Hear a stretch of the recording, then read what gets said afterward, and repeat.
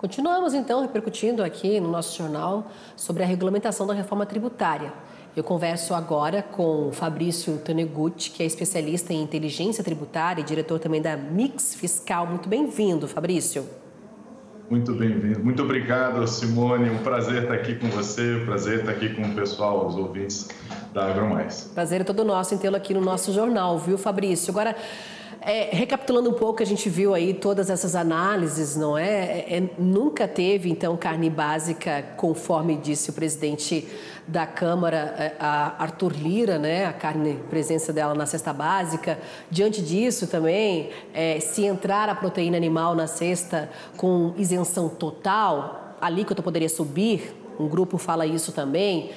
Ou a carne de fora da cesta básica, né, com a isenção zero, ela pode ficar mais cara para a população. Como é que você analisa quais os impactos dessa não inclusão no momento ainda? Porque a gente sabe que tudo pode mudar, né?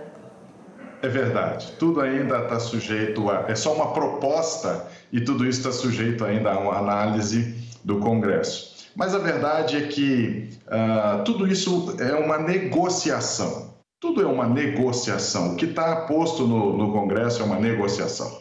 E a verdade é que, embora a carne, esse argumento, né, do Arthur Lira de que a carne ela não está presente na cesta básica dos estados, bom, ela pode não estar tecnicamente presente na cesta básica, mas deveria estar. Isso é uma questão de... Ela faz parte de uma cesta básica de consumo da população e deveria fazer ainda mais para aqueles que não têm acesso à carne e ao consumo dela. E o que a gente nota é, inclusive, que há algo assim, até distorcido, né? Então, a carne não tem espaço para entrar na cesta básica, porque caso entrasse, teria que diminuir a carga, teria que aumentar a alíquota básica para todos os demais produtos.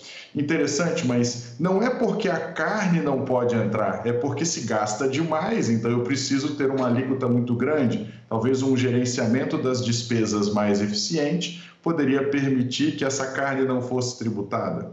Segunda observação é que a carne não entra na cesta básica, mas o açúcar entra na cesta básica. É curioso isso, como a cesta básica inclui o açúcar.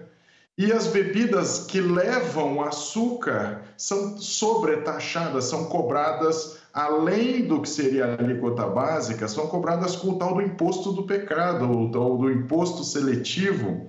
Então, não cabe a carne, que deveria caber, mas cabe o açúcar, que não deveria sequer estar lá dentro. Então, é tudo uma questão de lobby, uma questão negocial, mas o argumento de que incluir a carne faria com que eu tivesse que aumentar a alíquota não me parece verdadeiro, porque a raiz desta alíquota básica não é o fato de estar a carne lá ou não, mas é o quanto o Estado gasta, o quanto que a União gasta e, portanto, o quanto que ela precisa ter para continuar pagando as suas contas. Então, é uma coisa muito curiosa a forma como está sendo conduzida e, de novo, eu comecei dizendo, é tudo uma negociação. O que vai acontecer, Simone, com toda certeza, é um aumento no preço da carne, um aumento no preço do frango, um aumento no preço do peixe. Isso com toda certeza, porque em muitos estados, e aqui a gente monitora todos os dias a tributação lá na ponta para o consumidor, e a gente está acompanhando isso e vê que para a maior parte dos estados você tem algum tipo de isenção, ora para carne, ora para frango, ora para peixe. Quase todos os estados isenção para isso. E esses produtos, quando são tributados a 7%, às vezes tem até alguma redução, às vezes 5%, 4,5%, depende dos estados. E a gente vai sair de 5%, de 7% para 10,6%. É muito, um aumento muito significativo. Pode parecer que é 3%, 4%, 5%, mas a gente está falando que é, às vezes, quase que o dobro do valor que a gente paga de imposto. Então, vai com certeza ter um aumento nos preços. E a gente não pode falar em aumento de preços sem associar com o que isso realmente significa, inflação. Então, os consumidores vão acabar percebendo uma inflação nesses quesitos. Agora, a gente não pode deixar de reconhecer que para os demais itens da cesta básica, e aqui a gente está falando de café, a gente está falando de arroz, leite, manteiga, feijão, enfim, para estes demais produtos, inclusive para açúcar, a gente vai experimentar uma redução do custo. Porque aqueles produtos que hoje são tributados de alguma maneira nos estados, embora sejam cesta básica, isso via de regra não é completamente isento, ele tem algum tipo de tributação estadual e ele agora vai ser completamente isento. Portanto, a gente pode experimentar uma redução de preços. E por que eu estou dizendo pode? Porque tudo depende dos produtores. E tudo depende da indústria e tudo depende de oferta e procura. Obviamente que se o fornecedor ele entende que há uma oportunidade dele não diminuir o preço, talvez ele não diminua. E não diminuindo o preço, mesmo tendo a oportunidade com a redução da carga tributária, o consumidor pode não ter um alívio no final do mês, lá no seu bolso, nas suas contas, para fazer a sua compra do mês. É curioso isso, né? Curioso. O Fabrício, a Associação Brasileira de Proteína Animal, a BPA, inclusive a gente rodou essa entrevista aí, o presidente Ricardo Santini falou que esse aumento poderia chegar de 10% a 15% aí no preço final.